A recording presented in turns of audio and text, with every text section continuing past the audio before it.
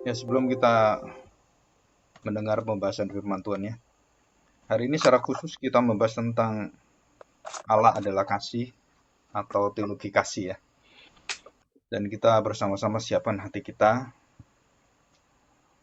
dan kita membuka hidup kita juga supaya kita bukan hanya mengerti kasih tetapi kita memiliki. Dan kita akan membahas betapa banyaknya tentang kasih ini kita salah pengertian, salah persepsi, juga salah penafsiran. Dan kita akan belajar selama 4 kali pertemuan ini, kita belajar kasih di dalam firman Tuhan itu apa sebenarnya. Ya, kita masuk dalam doa. Mari kita berdoa.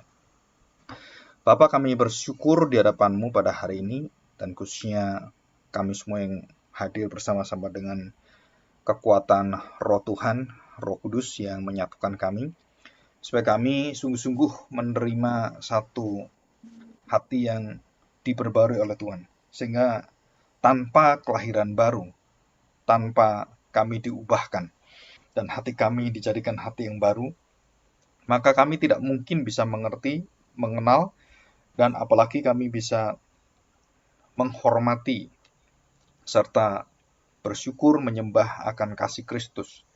Karena disitulah kami menemukan perbedaan yang sangat jauh dan sangat berbeda dan berlawanan dengan apa yang dipikirkan oleh dunia ini.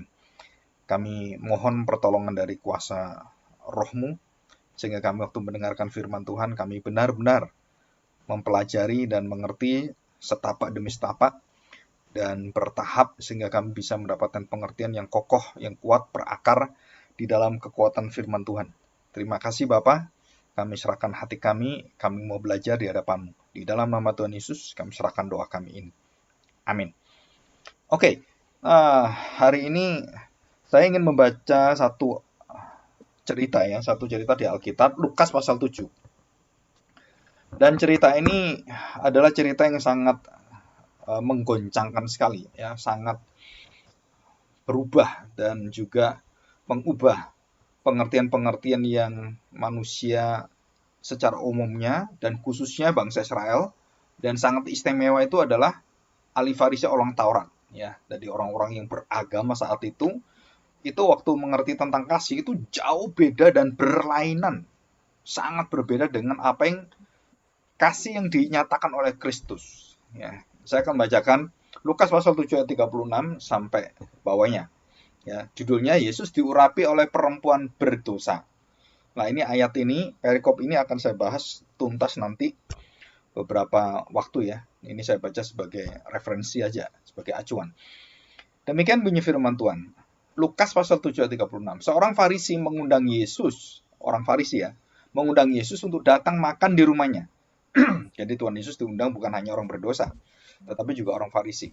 Yesus datang ke rumah orang Farisi itu lalu duduk makan. Ya, duduk makan.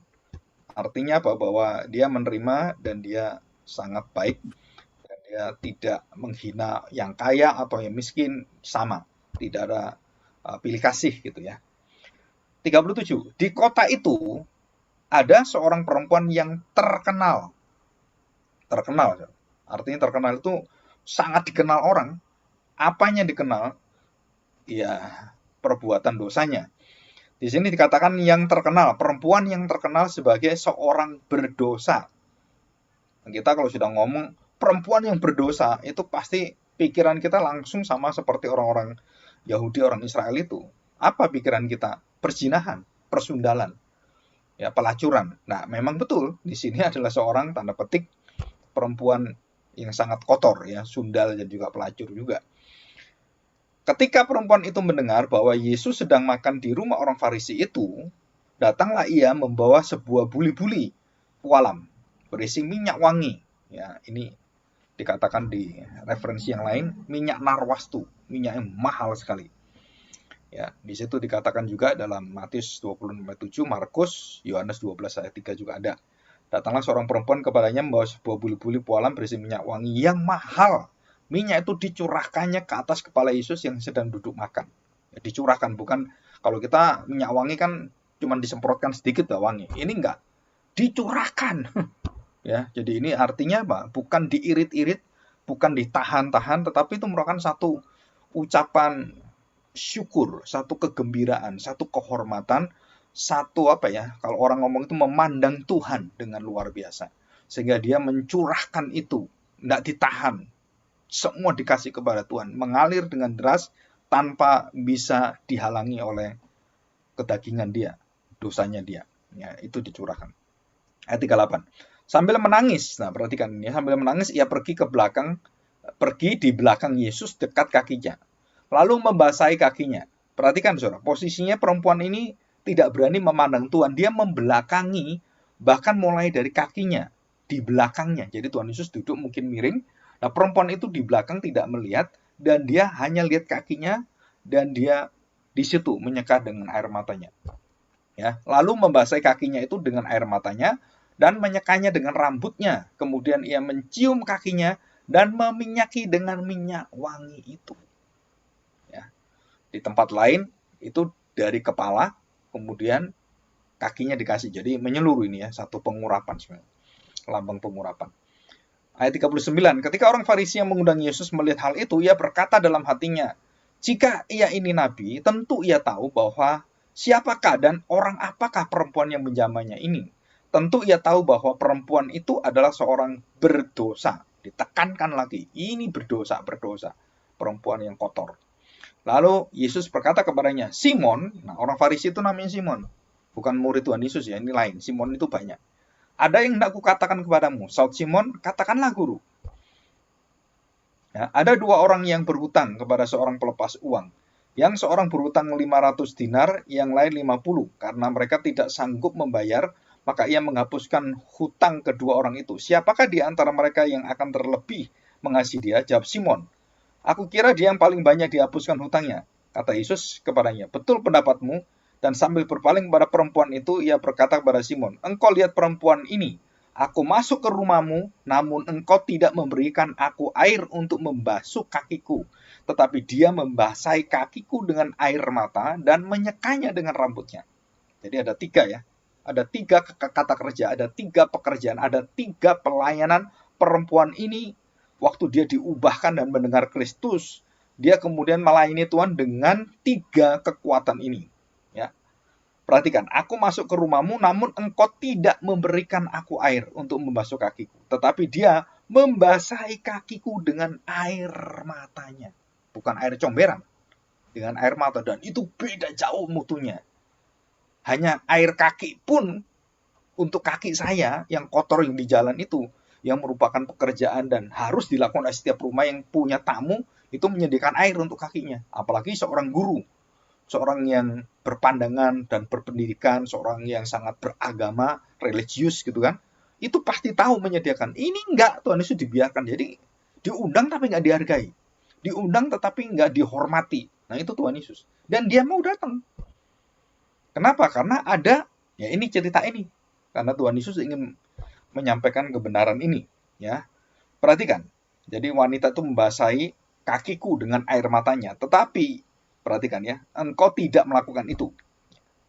Perhatikan dengan perkataan rambut ya. Rambut itu merupakan mahkota wanita. 45. Engkau tidak mencium aku, tetapi sejak aku masuk, ia tiada henti-hentinya mencium kakiku. Ini juga sama, saudara. Jadi tadi itu dikatakan air mata. Air yang untuk cuci kaki dengan air mata, itu bedanya jauh. Penghormatannya jauh, kesungguhannya jauh. Sedangkan ini dikatakan mencium. Engkau tidak mencium aku sebagai ya orang yang dihormati dan kemudian diterima biasanya tangannya kan. Sekali aja selesai. Wanita itu enggak, aku masuk, iya, tiada henti. Bayangin, saudara. Dan yang dicium itu apa? Bukan tangannya, bukan. Karena perempuan kan, dan itu tidak boleh. Dan dia hanya diperbolehkan mencium apa? Kakinya, saudara. Kakinya. Dan ini secara tradisi itu merupakan satu tempat yang boleh melayani itu kaki. Kamu mencium itu kaki. Dan ini merupakan satu tempat yang paling rendah. Dan yang paling rendah pun ya tidak dilakukan oleh Simon, orang Farisi ini. Sedangkan perempuan ini itu menghormati sampai yang paling bawah. Dan dia mencium kakiku. Bayangkan, saudara. Kamu mencium tanganku saja enggak. Dia mencium kakiku. Ini derajatnya beda, kerohaniannya bumi dan langit. Kasihnya itu beda sekali, saudara. Ini luar biasa. Kenapa saya cerita ini saya bawa? Karena ini mengkontraskan. Jadi orang mengatakan, aku mengasihi Tuhan, aku melayani gereja, aku jadi hamba Tuhan, aku orang-orang yang suka, ya tanda petik menyanyi untuk Tuhan. Gitu. Nah, saudara perhatikan, apakah hal seperti ini adalah hal yang melayani Tuhan yang dikenan Tuhan? Belum tentu. Kenapa? Karena mutu kita itu seperti orang Farisi Simon ini. Kelihatannya mulut kita menyanyi Tuhan, hati kita itu tidak menghormati. Bisa, sangat bisa. Seperti Simon orang Farisi ini. Yesus datang nggak dihormati, nggak dicuci kaki, nggak disapa. Ya, gelundung aja gitu kan. Nggak dihormati, nggak ada penciuman, nggak ada penyapaan. Datang-datang sendiri aja. Kayak orang dari luar yang asing gitu. Nah, wanita ini sangat menghormati. Dan menyembah lagi. Ya, 3. Engkau tidak meminyaki kepalaku dengan minyak, tetapi dia meminyaki kakiku dengan minyak wangi. Minyak kamu tidak berikan kehormatan bagi saya. Dia minyak yang paling mahal dan dia curahkan semuanya. Kamu setetes aja enggak. Ini nilai kerohanian. Nah, di mana kan letak nilai kerohanian ini? Saudara, itu nilainya adalah di dalam kasih. Dan ini rahasianya. Di dalam kasih. Dan kalau kita tidak mengerti kasih Allah ini, saudara-saudara melayani apapun dengan iman, dengan pengetahuan, dengan teologi, dengan jabatanmu, dengan kedudukanmu, dengan keterkenalan kita, saudara, itu semuanya sia-sia. Dan itu dikatakan oleh Rasul Paulus di dalam 1 Korintus 13. Segala sesuatu tanpa kasih, semua itu sia-sia, saudara.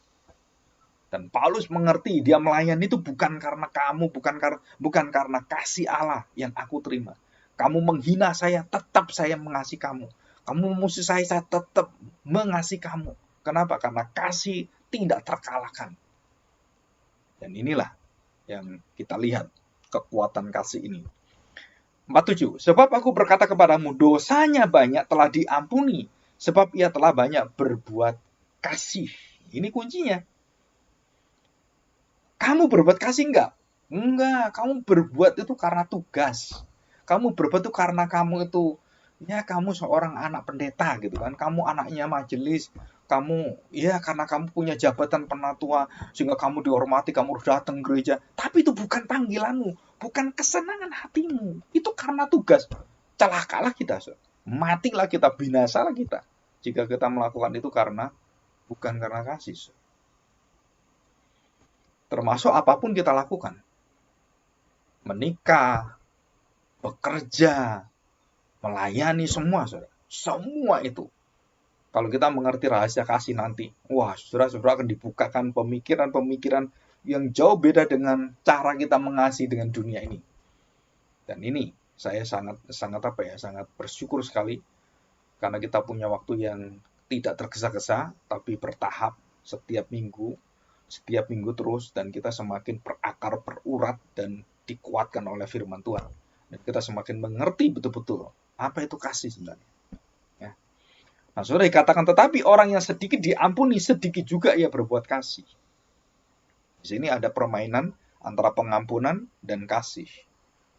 Jadi kasih itu akan keluar pada saat dia menyadari siapakah dirinya dan tidak berharganya dia. Dan dia kemudian menyampaikan pelayanannya dengan tanpa ditahan, tanpa dipikirkan, dan dihitung-hitung.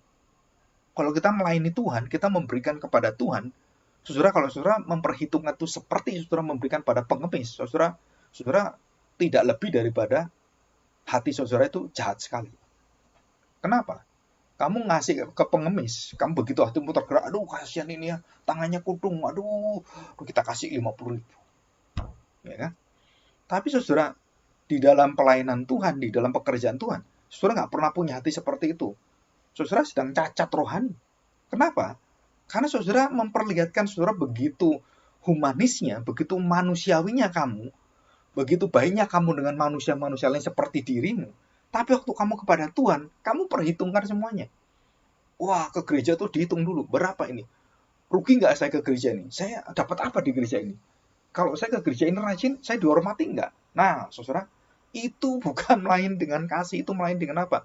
Dengan harga dirimu, dan itu hancur sendiri. Nggak bisa. Kenapa? Karena Tuhan memperkenalkan kasih yang sejati. Bukan kasih agama, bukan kasih moral, bukan kasih kepada perbatasan dan dibatasi oleh perhubungan dan relasi ikatan keluarga. Bukan. Ini kasih yang kekal. Nah, itu kita pelajarin ya. Oke, 48. Lalu ia berkata kepada perempuan itu, dosamu telah diampuni. 49. Dan mereka yang duduk makan bersama dia berpikir dalam hati mereka, siapakah ia ini sehingga dapat mengampuni dosa? Yang bisa mengampuni dosa itu Allah. Tidak ada satu orang bisa mengampuni dosa. Dia ini siapa? Menghujat Allah. Maka Tuhan Yesus harus dibunuh. Karena mereka benci sekali. Orang yang mengaku dirinya melakukan pekerjaan-pekerjaan Allah dan itu hanya boleh dilakukan oleh Allah. Maka Tuhan Yesus harus mati. Dan matinya di kayu salib. 50. Tetapi Yesus berkata perempuan itu, imanmu telah menyelamatkan engkau. Pergilah dengan selamat. Ya, kita sudah membahas tentang iman dan perbuatan. Sudah ulang lagi di dalam YouTube dan juga sudah ditaruh di web dan juga saudara bisa pelajari sambil berjalan, saudara waktu setir, waktu kosong, saudara bisa melihat YouTube saya yang belajar satu persatu dan urutin aja semua dan saudara akan dibentuk satu pemikiran kerangka berpikir iman di dalam Kristus yang sangat alkitabiah dan sangat kalau kita ngomong itu ya kita nggak bertanggung jawab ya, kita sangat rohani dan sangat spiritualitas ya, sangat dalam sekali dan kita bersyukur untuk hal ini ya. Oke, nah kita kan membahas ini saudara ya, ini sebagai gambaran secara utuh ya, jadi ada kontras yang luar biasa apa yang dilakukan oleh ahli Farisi itu disebut sebagai profesor teologi, orang yang ngerti firman Tuhan kitab suci dengan ngelontok, tapi perbuatannya jauh dengan perempuan berdosa ini. Orang berdosa yang sudah diubahkan oleh Tuhan bertobat dan dia bisa melakukan perbuatan dan Tuhan mengatakan apa? Jauh beda Simon, perbuatanmu, tingkah lakumu, penghormatanmu, sikapmu kepada saya dengan perempuan ini jauh beda. Dan kita jangan sampai terjebak dengan Simon orang Farisi ini. Saya pun waktu kecil terjebak banyak. Sebelum saya ngerti tentang kasih Allah itu apa. Oke, nah kita akan melihat yang kita pelajari ya. Kita pelajari bersama-sama. Nah, saudara, kenapa kita bahas kasih? Kasih adalah satu tema yang sangat besar dan terpuncak di dalam pengertian kita mengenal Allah. Jadi artinya begini, saudara. Saudara mengenal Allah, saudara nggak akan bisa mengenal Allah tanpa saudara mengalami kasih Allah dulu. Di situ. Jadi kalau Allah memberitahukan pada kita, akulah Allah. Nah, saudara-saudara nggak akan mampu. Kenapa? Karena kita hanya bisa merasakan Allah itu di dalam kasih-Nya. Mengenal Allah di dalam kasih-Nya. Di luar itu, saudara. Kita nggak bisa kenal Dia. Kasih dan Allah. Jadi ada satu yang penting sekali. Nanti saya akan bahas ini ya. Nah, saudara perhatikan. Dan juga di dalam perintah perjanjian baru ada perbedaan. Dalam perjanjian lama ada perintah kasih. Sama, dan kemudian Tuhan Yesus mengatakan tentang perintah kasih. Dan perintah kasih itu perintah yang diperintahkan oleh Tuhan Yesus. Mengapa Tuhan Yesus perintahkan kembali? Dan dia mengatakan, di dalam Matius ulangan juga sama, kalimatnya mirip gitu ya. Dan terutama di dalam Markus 13, Markus, tadi ini ayat. Ya, Markus 12:31. Nah, saudara dikatakan di situ ditambahkan satu kata, aku memberikan perintah baru. Yohanes juga mengatakan hal yang sama. Jadi bukan perintah yang lama, bukan perintah kasih yang sama isinya, sama semua maksudnya, tetapi baru. Nah, barunya itu apa? Nah, saudara perhatikan, orang pikir barunya itu, wah karena sekarang sudah kita lihat ada model kasih yang baru, Yesus mati bagi saya. Nah, itu baru. Barunya apa? Ya kita mengasihi Allah sekarang, sudah kenal kasih Allah itu nyata di dalam Kristus, gitu kan? Dan perjanjian lama belum ada Kristus. Nah, apakah barunya seperti itu? Hanya sebatas kita tahu, oh ya barunya itu begini. Nah, barunya bukan hanya karena hal-hal yang bersifat pengetahuan, bukan. Tetapi baru kasih Allah yang baru itu betul-betul baru menyeluruh. Bukan cuman pengertiannya baru, tapi baru memperbarui hidup kita, mengubahkan dan mentransformasi semua pemikiran kita. Nah, nanti kita akan mengerti bahwa semua kegiatan, tindakan, semua apa yang kita terima dari Allah, perbuatan Allah, aktivitas Allah, semua, ya istilahnya tuh gerak hidup Allah. Saudara, Alkitab mengatakan dengan jelas, dasarnya adalah kasih. Dan itu hebat sekali. Dan kasih inilah yang menjadi kekuatan orang percaya. Kasih ini yang menjadi kekuatan orang kalau kamu jadi anak atau ibu, bapak, atau orang tua, atau apapun jabatan kita. Jika kamu mengerti kekuatan Allah bertindak dalam segala sesuatu atas dasar kasih, maka kamu pun sama. Kamu harus melakukan tindakan kasih yang karena kamu dikasih Allah, sehingga kamu mampu melakukan tindakan kasih. Artinya apa, saudara? Jadi waktu Tuhan Yesus mengatakan perintah yang agung adalah kasih, dan dia memberitahu ini kasih yang baru, saudara, artinya apa? Bahwa tidak pernah ada yang bisa melakukan kasih yang dikenan oleh Tuhan. Kok aneh, Pak? Selama ini belum ada yang bisa melakukan kasih. Nggak ada. Loh, Musa dikatakan sangat lemah lembut hatinya. Iya, tapi dia tidak berbuat kasih yang dikenan oleh Tuhan. Musa berdosa dan dihukum oleh Tuhan. Kasih itu sempurna, kasih tidak melanggar Tuhan, kasih tidak melakukan ketidaktaatan, kasih tidak memberontak, kasih itu menutupi, kasih itu membangun, kasih itu mengubahkan segala sesuatu, dan kasih, orang yang memiliki kasih, tidak ada ketakutan dalam dirinya. Nah, itu dicatat dalam Alkitab semua. Nah, saudara, di sini kita mulai membuka pelan-pelan. Jadi sekat-sekat yang menghalangi kita mengerti kasih Allah sejati, itu pelan-pelan saya bukain, saudara. Saya tunjukkan. Nah, saudara, kalau saudara sudah tahu ada sekat, ada selubung, ada yang kabur, saudara, itu singkirkan satu. Tambah lama nanti, setiap minggu kita belajar kasih Allah, saudara akan melihat begitu jelasnya kasih Allah. Dan kita terkagum, tertegun, takjub. Wah, berarti seluruh hidup saya ini, semua kejadian dalam hidup saya ini, itu adalah perbuatan kasih Allah. Jadi itu ujungnya nanti kita semua adalah for the glory of God, untuk kemuliaan Allah. Jadi kasih yang tertinggi adalah mempermuliakan Allah. Anak mempermuliakan Bapa, Bapa mempermuliakan anak. Di mana itu hubungannya? Kasih yang tidak pamrih, tidak pilih kasih, dan tidak membagi-bagi. Kasih itu selalu meluber. Kasih itu selalu berlimpah-limpah. Kasihlah Tuhan Allahmu dengan segenap hatimu, seluruh jiwamu, seantero hidupmu. Dan itu kasih. Kita nggak bisa kasih Tuhan Allahmu ya setengah hati aja lah. Ya sebisa saya. Aduh, saya mau melayani. Pak, saya melayani sebisa saya. Saudara nggak bisa melayani seperti itu. Saudara melayani gimana? Segenap hati saya, Pak, saya akan melayani.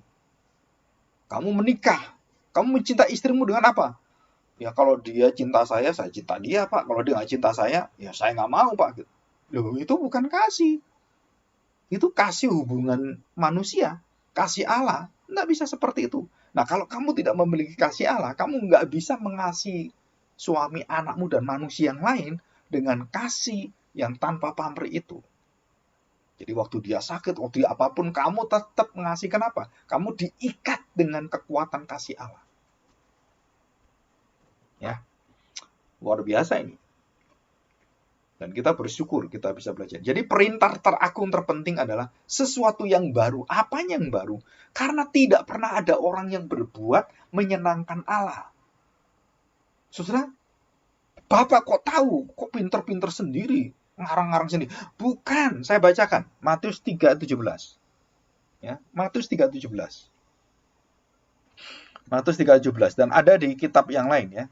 Di Mazmur, Yesaya, Lukas pasal 9:35, Matius 12:18, 17 ayat 5 dan ada beberapa lebih dari 5 ayat referensi tentang ini. Perhatikan, Saudara.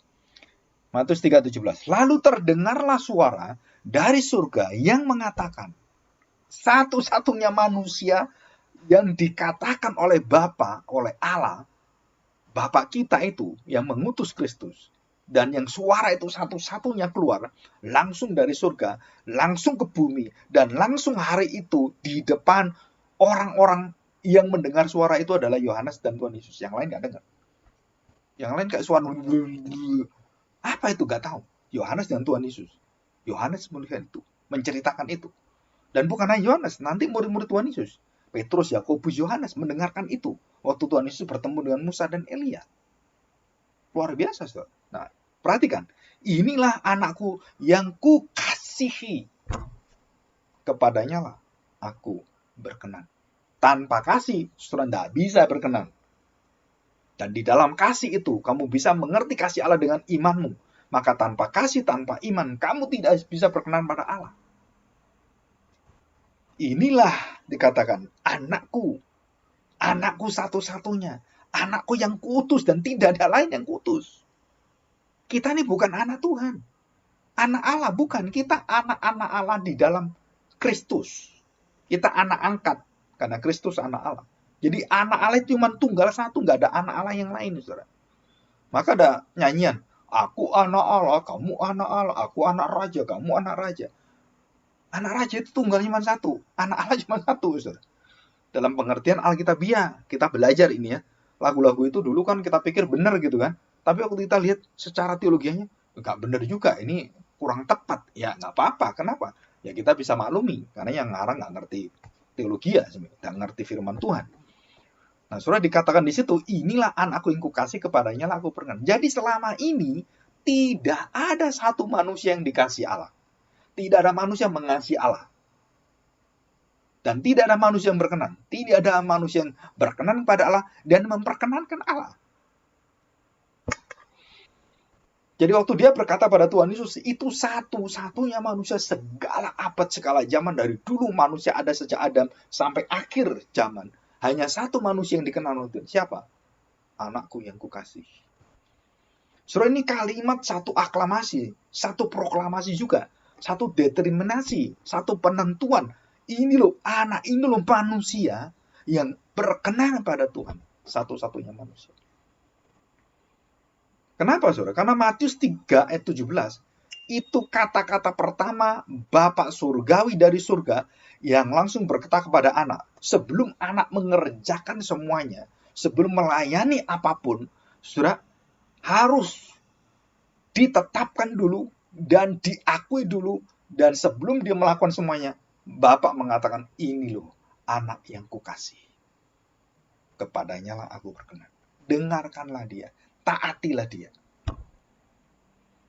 Saudara, di sini kita langsung melihat semuanya. Oh, jadi baru itu apa? Baru bukan pakaian baru, wanginya seger, bukan. Saudara. Tetapi dulu tidak ada yang melakukan dan tidak ada yang berkenan, tidak ada yang dikasih Allah dan tidak ada yang mengasihi Allah. Semua orang itu bajingan semua. Semua orang memberontak, semua orang itu melawan. Bangsa Israel ribuan tahun dicintai Tuhan, tetap hatinya tegar tengkuk beku. Dan itu hatinya dari besi atau gimana. Nggak pernah bertobat. Nyesel nggak pernah bertobat. Sampai Tuhan mengatakan, aku akan mengadakan perjanjian baru. Sehingga kamu nanti yang keras hati itu akhirnya bisa lembut di hadapanku. Kenapa? Karena aku memberikan hukum yang baru. Dan di dalam anakku yang tunggal, dia akan menyatakan kasihku yang terdalam. Dan dialah kasih itu. Allah adalah kasih. Dalam 1 Yohanes. Ya, ayat 4. Allah adalah kasih. Tapi kasih bukan Allah. Jadi, kenapa perintah agung ini? Karena tidak ada orang yang bisa melakukan ini kecuali satu orang, Tuhan Yesus. Nah, saudara, ini kita tangkap dulu ini ya. Jadi kalau orang mengatakan bahwa dia bisa mengasihi Daud, terus kemudian Yakub, nggak ada, saudara. Nggak ada satu manusia di dalam Alkitab yang dikatakan oleh Tuhan dari surga dan dijelaskan, ini anak yang kukasih, dia berkenan. Nggak pernah ada kecuali Tuhan Yesus. Dan tidak akan pernah ada selama-lamanya. Nah, ini kekuatan kita mengenal Kristus. Saudara, kenapa kita bersyukur? Karena kita melihat semua rahasia yang terbesar apapun dalam Alkitab, itu kuncinya itu di dalam Kristus. Nah, itu kenapa kita memakai nama gereja Puritan.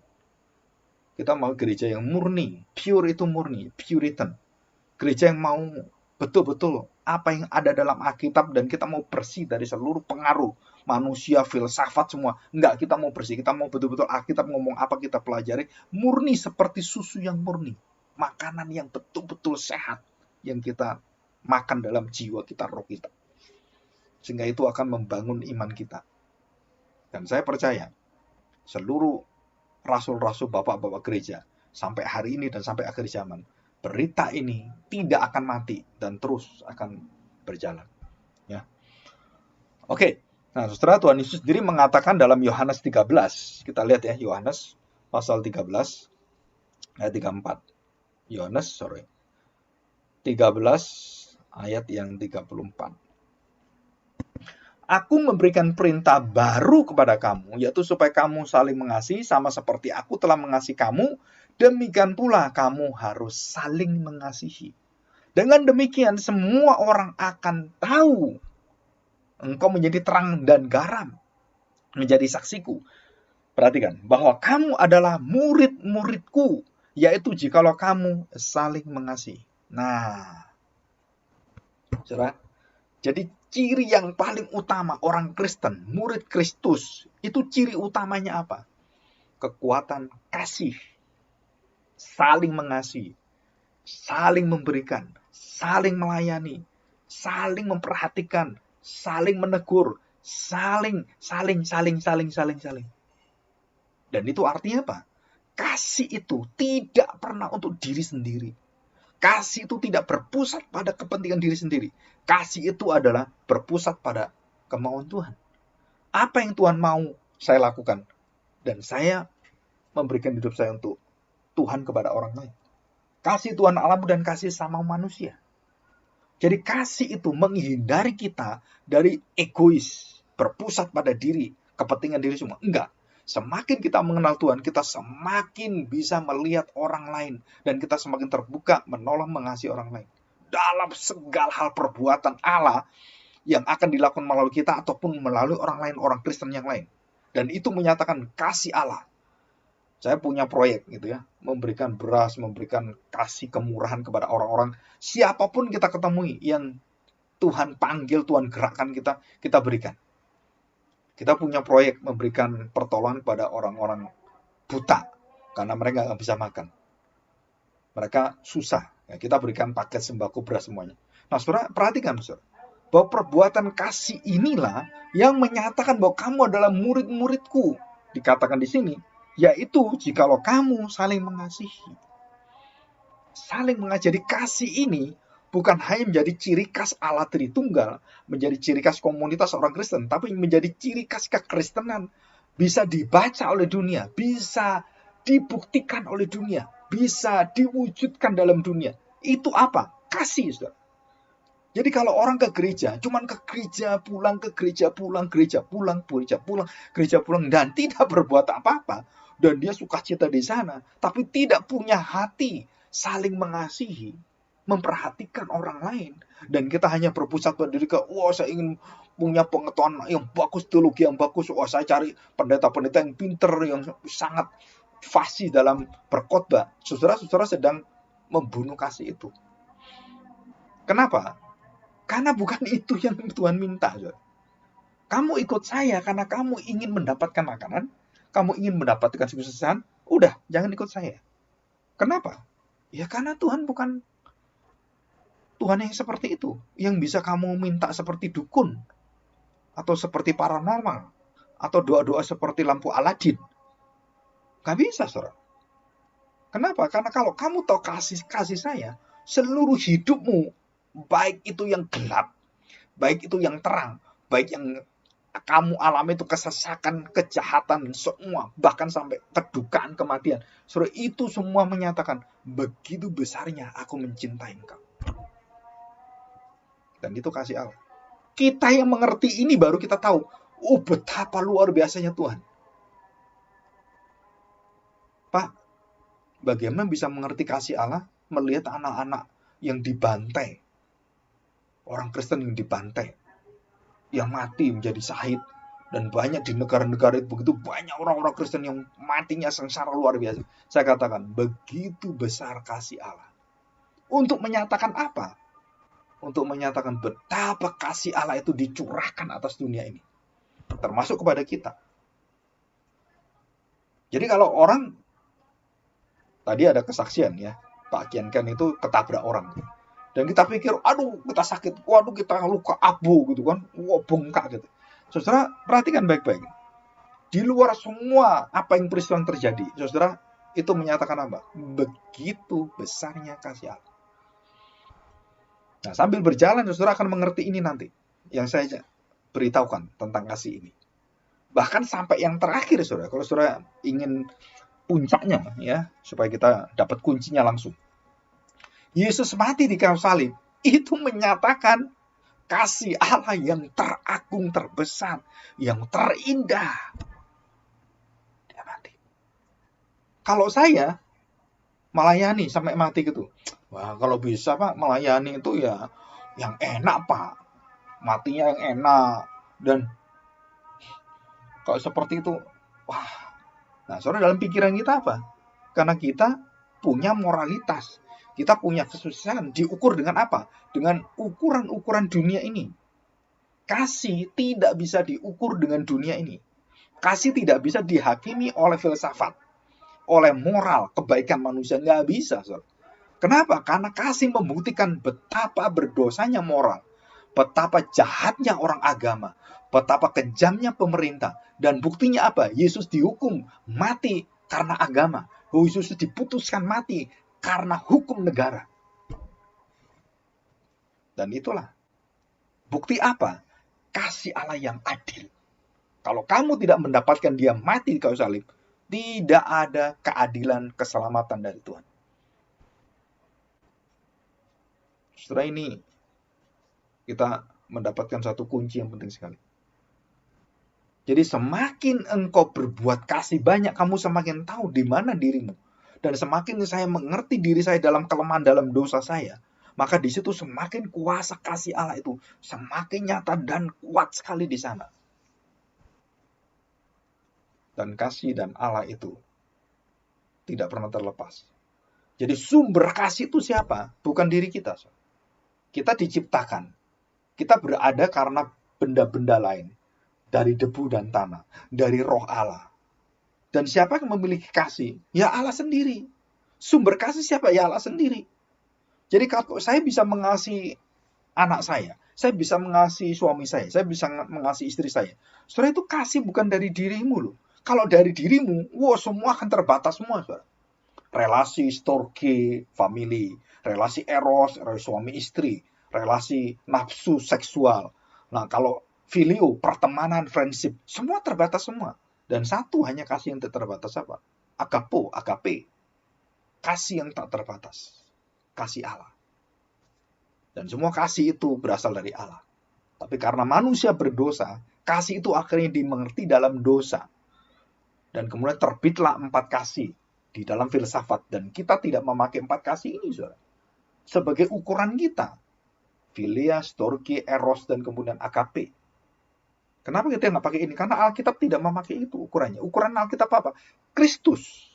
Puncak kasih, sumber kasih, kekuatan kasih, contoh kasih, model kasih. Dan dialah. Dan bukan filsafat, saudara. Bukan pengertian kita, bukan pengertian kultur kita, nenek moyang kita, papa saya ngomong ini, wah saya orang Chinese, kebudayaan Chinese mengenai kasih itu, bagaimana kasih itu harus tahu kok pada orang tua, harus hormat orang tua, harus semuanya. Saudara, itu semuanya, hubungan itu hubungan relasi manusia horizontal. Dan kita tidak bisa memakai itu sebagai ukuran kasih Allah yang kekal. Nggak bisa. Ya. Dan kita mohon pertolongan Tuhan supaya kita bisa mengerti ini dengan baik. Ya. Oke, kita lanjutkan. Saudara, jadi Allah dengan kasih itu tidak terpisahkan. Jadi, mengapa Tuhan mengatakan ini hukum yang baru, perintah yang baru? Karena tidak ada orang yang bisa melakukannya. Dan dialah yang bisa menggenapi. Jadi kasih itu hanya bisa diakui oleh Bapa jika kasih itu sempurna. Kenapa? Karena Bapa sempurna. Maka kasih anaknya pasti dilakukan sempurna. Dan tidak ada di dalam kasih itu kesalahan satupun dan kelemahan ketidaktaatan satu kali pun nggak ada dalam diri Tuhan Yesus. Sedangkan nabi-nabi, orang-orang yang luar biasa seperti Musa, Elia, semua di dalam kelemahan semua. Saudara, Yakub dalam kelemahan. Apalagi kita lihat Abraham, Ishak dalam kelemahan, dalam dosa. Abraham itu dosanya banyak sekali. Apalagi Daud, dosa yang banyak sekali. Salomo lebih banyak lagi. Karena kasih menutupi dosa. Karena kasih itu Allah setia. Karena kasih Allah begitu kasih setianya. Selalu mengiring hidupmu. Kasih setiamu sepanjang hidupku. Kasih setiamu melebihi hidupku. Saudara, kalau saudara percaya kepada Kristus dan saudara bisa mengerti Kristus, wah, saudara luar biasa sekali. Kenapa? Kamu mendapatkan kasih yang menjamin hidupmu, yang terlihat dan tak terlihat, yang bisa dimengerti dan tidak bisa dimengerti, yang kamu bisa nikmati dan yang kamu di luar sampai kamu nggak bisa nikmati, terlalu besarnya itu, terlalu agungnya, dan itu semua di dalam Kristus sebagai kunci pembuka kasih Allah yang terbesar, yang paling menakjubkan. Ya, oke. Nah, saudara perhatikan, kasih dengan diri Allah itu tidak terlepas, tetapi saudara jangan mengerti seperti ini ya. Perhatikan baik-baik. Kita lihat ini di dalam Alkitab. Ya, di dalam Perjanjian Lama. Ya, nah kita melihat ini. Ini agak singkat aja. Ya, besok mungkin saya ulang sedikit dari Sabtu jam 7. Nah, saudara perhatikan. Di dalam Alkitab ada 4 kata yang Perjanjian Lama ya, yang dipakai sebagai kasih. Artinya mencintai, menyenangi, ya termasuk berkenan, termasuk di situ sesuatu tindakan yang tanda petik menghormati, mengasihi, dan juga bisa arti manja. Ya, memanjakan bisa. Ya, semua itu mencakup begitu banyak dan begitu luas arti kasih. Yang pertama, aheb atau ahab atau ahab ya, aheb atau ahab. Nah, saudara, itu dipakai paling banyak secara umum di dalam Alkitab. Itu hubungan kasih Allah kepada manusia, manusia kepada manusia, manusia pada Allah. Itu umum adalah kasih. Kalau kita ngomong, kamu cinta saya nggak? Dia cinta nggak? Kamu cinta negara nggak? Nah, seperti itu. Jadi itu nggak ada masalah. Ya. Dan itu kejadian-kejadian hal yang sangat umum. Dan bisa untuk bukan kepada orang yang hidup, tapi bisa kepada anjing. Saya mencintai anjing saya. Nah, bisa mengasihi anjing saya. Saya mengasihi makanan. Saya senang makanan ini. Nah, itu bisa. Makanan apapun, pertanian, kesukaan kita, itu bisa artinya kasih. Nah, karena kasih begitu luas dan menyeluruh, jadi kasih itu akhirnya bagi Alkitab itu dibedakan dengan kata yang baru, nanti yang keempat ya. Jadi Ahab dan Ahab itu kasih yang secara umum. Dan khususnya Ahab itu adalah kasih yang bersifat nafsu seksual. Orang-orang dewasa, suami istri, ya, saling mengingini dan saling memberi, saling melayani dan dilayani. Dan itu ada di dalam Kidung Agung. Yeremia juga ada dan semuanya Ahab. Dan digunakan ya nggak banyak, cuma 30 kali.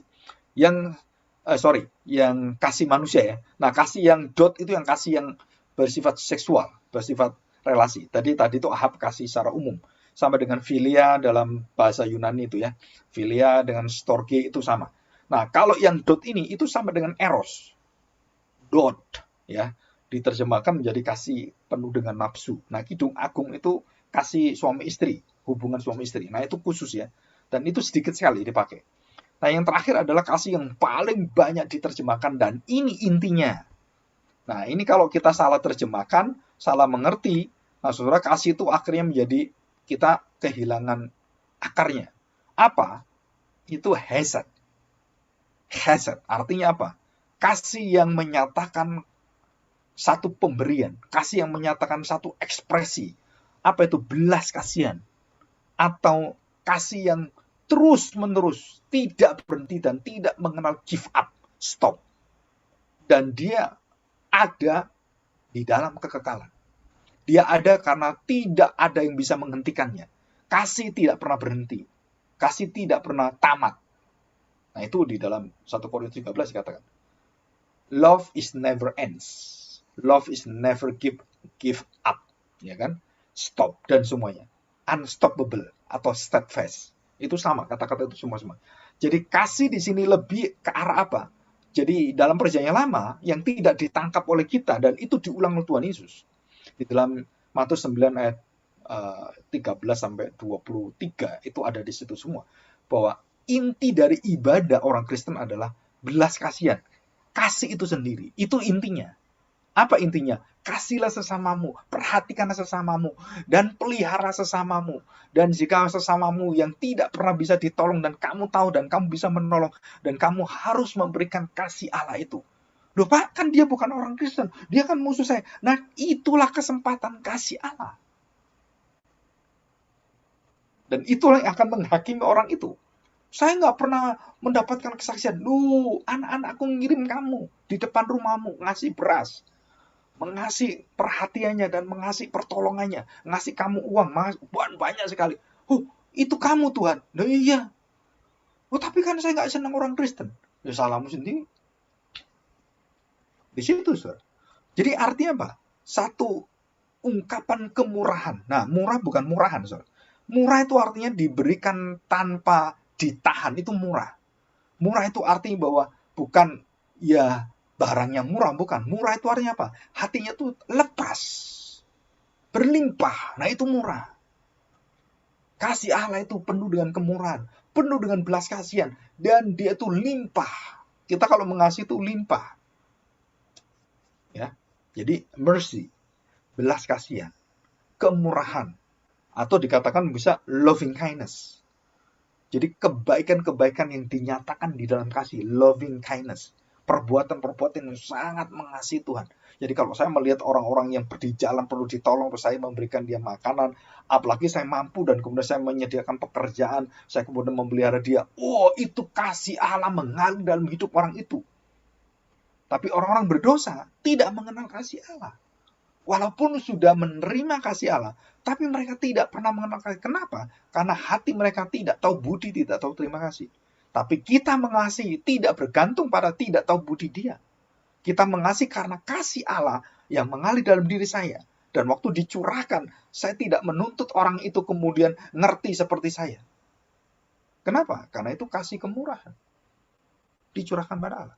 Yang bisa mengembalikan adalah orang-orang sudah menerima kemurahan Allah, menerima pengampunan Allah. Maka kalau kamu menerima pengampunan, kamu sudah hutangmu dihapus 10 triliun, maka kamu harus bisa menghapus orang lain yang berhutang pada kamu 10 juta.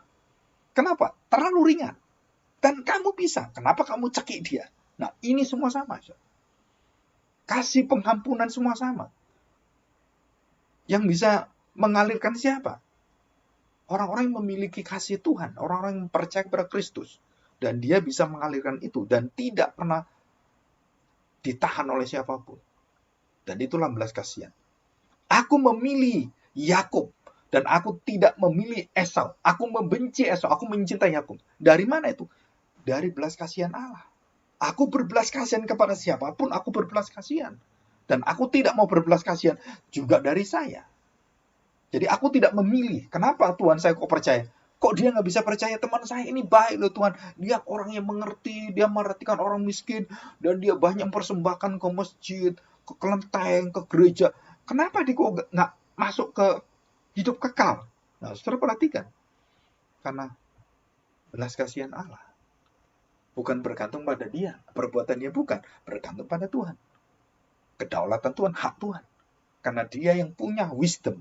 Dia punya hikmat. Kenapa Tuhan tidak memilih dia, kamu memilih saya? Itu semua hikmat Tuhan. Dan kamu bersyukur. Kamu jangan tuntut Tuhan. Kalau saya diselamatkan, dia harus diselamatkan Tuhan. Keselamatan saya dan dia bukan menentukan kamu. Tuhan, selamatkan dia. Dia lebih baik dari saya banyak dosanya. Dia baik. Tuhan harus selamatkan dia. No. Kenapa? Karena di situ kita melihat. Kamu menerima kasih Allah. Kamu menerima kasih yang khusus. Kasih yang umum dia. Kamu yang khusus dalam Kristus. Dan kamu diikat dalam perjanjian. Dia tidak diikat. Nah, saudara, tidak mungkin saya yang sembuh kemudian saya menuntut Tuhan supaya setiap orang itu kemudian disembuhkan Tuhan. Saudara, itu Nggak mungkin, karena kemurahan Tuhan. Itu bergantung pada hati Tuhan, kerelaan Tuhan. Jadi rela nggak Tuhan? Tuhan nggak mau, ya sudah. Kita nggak bisa apa-apa, karena kerelaan Tuhan.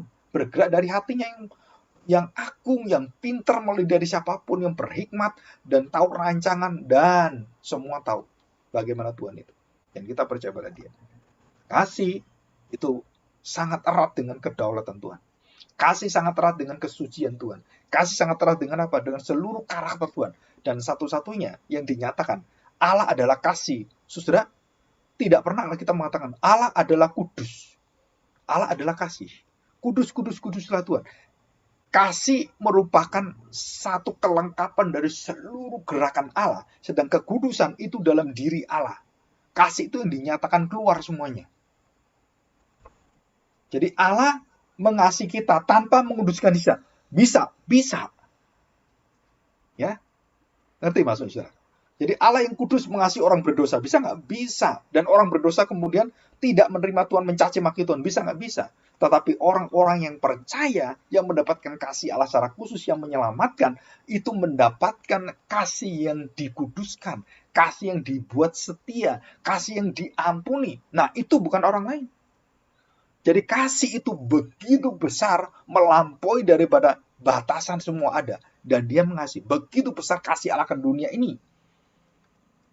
Semua orang berdosa pun dikasih Allah. Iya, tetapi, saudara perhatikan.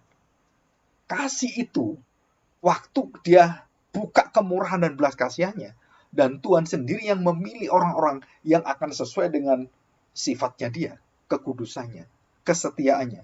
Jadi waktu Tuhan menyatakan kasihnya, dan waktu Tuhan menyatakan kamu yang aku selamatkan, itu merupakan pemilihan, pemisahan, pengudusan.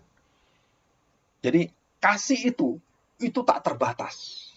Tapi begitu Tuhan kemudian memilih orang-orang di dalam kesucian dia, di dalam hikmatnya dia, dalam kerelaan dia, dan itu kasih yang khusus yang menyelamatkan. Jadi Allah mengasihi isi dunia, iya dikasih, tapi tidak seluruh isi dunia diselamatkan. No. Tetapi barang siapa, nah baru ini kasih yang khusus. Allah mengasihi dunia, itu kasih yang umum. Tetapi barang siapa yang mengasihi anaknya, beroleh hidup kekal. Bukan semua kasih dunia itu hidup kekal. Enggak. Dan disinilah kekuatan daripada kasih orang Kristen adalah kasih di dalam kekudusan Allah. Kasih di dalam kesetiaan Allah. Sedangkan kasih orang lain itu kasih kemurahan Allah yang diberikan karena Allah sempurna. Allah sempurna. Allah mengasihi musuh-musuhnya karena Allah sempurna. Tapi yang membuka hatinya itu yang dicinta oleh dia. Yang dikenal oleh dia. Diubahkan hatinya. Yang tidak, ya Tuhan kasih kemurahan. Dalam sementara waktu ini. General revelation, kemurahan Allah yang untuk semua orang. Dan memelihara manusia. Jadi Tuhan, hujan dan panas diberikan pada orang percaya dan tidak percaya. Hujan dan panas. Hujan untuk orang berdosa dan tidak berdosa. Orang Kristen dan orang Kristen kasih. Panas juga sama. Dan itu kemurahan Allah. Maksudnya apa, Pak? Begitu sempurnanya kasih Allah itu. Sehingga kasih Allah itu bisa diterima oleh semua orang. Dan seperti kita juga sama. Dan kemudian kita mengasihi seperti Allah mengasihi. Allah mengasihi dengan sempurna. Kita mengasihi bahkan orang yang memusuhi kita. Kita bisa kasih. Kenapa? Karena Allah sempurna. Kasihnya tidak memilih-milih kasih. Dan dia curahkan. Tetapi di dalam kekudusan, di dalam tanggung jawab sebagai orang Kristen, kita berhak memberitahu itu. Ya, ini nanti ada lanjutannya. Ya, kita cukup hari ini, kita bisa mengenal hal seperti ini. Jadi kasih dan Allah itu, dan bagaimana sudah saya jelaskan, bahwa kasih itu adalah kasih yang terikat dengan perjanjian. Itu namanya hesed. Kesetiaan itu hemet. Hesed dan hemet. Dan itu dua. Kasih dan kesetiaan. Saya bahas di sini cuma hesetnya. Kenapa? Karena kasih yang bersifat kesetiaan covenant. Ada perjanjian ikatannya. Jadi waktu kasih Allah, kasih ilahi, kasih Bapa itu, kasih Tuhan itu adalah kasih yang terikat dengan siapakah dia sebenarnya. Jadi kasih yang mengikat diri. Jadi apakah dunia dikasih Tuhan? Iya dikasih Tuhan. Tetapi di dalam kekudusannya, di dalam keadilan kebenarannya, Tuhan memilih orang-orang barang siapa yang percaya. Dan itu kerelaan Tuhan. Pilihan Tuhan. Allah begitu besar kasih Allah akan dunia, begitu besar, begitu murah kasih Allah ini. Tapi barang siapa percaya, nah disinilah Allah rela memilih orang-orang itu. Dan tidak semua orang dipilih. Kenapa? Karena Allah sempurna. Allah adil. Kalau semua dipilih, nah gimana keadilan Tuhan? Gak bisa. Jadi kasih itu merupakan satu kekuatan orang percaya, karena itu kekuatan dalam diri Allah. Jadi kasih itu adalah begitu terbuka dan begitu luas. Bahkan musuh pun bisa kamu kasih. Orang Samaria baik hati mengasihi orang yang musuhnya. Padahal harusnya orang itu diperhatikan oleh pendetanya, diperhatikan oleh imamnya. Orang Lewi, imam, tidak perhatikan, cuma dilihat. Ya, lu harusnya kamu pemimpin tertinggi, yang kaya, yang sangat rohani, yang sangat luar biasa itu, mampu menolong. Lu kamu tinggalkan. Lu ini adalah rakyatmu, sesamamu, bangsamu, yang kamu perhatikan. Lah kok sekarang musuh yang nolongi itu? Wah, luar biasa Tuhan Yesus. Tuhan Yesus menempelak rohani mereka. Jadi tempeleng rohani ini ke muka orang-orang Farisi ahli Taurat. Wah, begitu menyakitkan, saudara. Kenapa? Karena mereka ditelanjang, mereka ditohok oleh Tuhan Yesus. Dan dihujam oleh Tuhan Yesus dengan satu, bahwa kamu tidak memiliki kasih, kamu tidak berbelas kasihan. Di situ. Orang Samaria yang murah hati, orang Samaria yang baik hati, orang Samaria yang penuh dengan kasih. Padahal itu musuhmu. Sekarang musuhmu mengasihi kamu. Dan Tuhan bisa balik, kamu mengasihi musuhmu. Kamu nggak bisa, musuhmu mengasihi kamu. Memalukan sekali kamu. Ada pernah saya dengar di satu gereja, wah pengerjanya, penatunya, nggak mau perhatian pendetanya. Loh, yang tolong pendetanya, istrinya waktu sakit itu, Pak Haji yang nulungi. Loh, harusnya ini kan gereja itu nulungi dia. Wah, sampai saya kaget ya. Pak Haji yang mengangkat istrinya masuk ke mobil bawa rumah sakit. Di mana itu orang gereja? Di mana kasih Allah? Itu persis seperti orang Samaria baik hati ini. Nah, ini kita mengalami satu kehidupan yang terbolak-balik. Dan kita belajar hari ini. Kita bersyukur hari ini. Jadi kasih dalam perjanjian lama, hari ini kita pelajari adalah the mercy. Kasih yang penuh dengan kemurahan, belas kasihan Allah. Dan itu inti dari perjanjian lama. Tanpa belas kasihan, kamu nggak bisa mendapatkan hati Tuhan, kasih Tuhan. Ya. Dan itu satu. Kasih ya belas kasihan, kasih ya kemurahan, dan kasih itu artinya di dalamnya belas kasihan, kemurahan, dan juga ada kesetiaan Tuhan. Nah, itu kasih, tidak bisa terlepas. Ya. Oke, mari kita berdoa, kita bersyukur di hadapan Tuhan.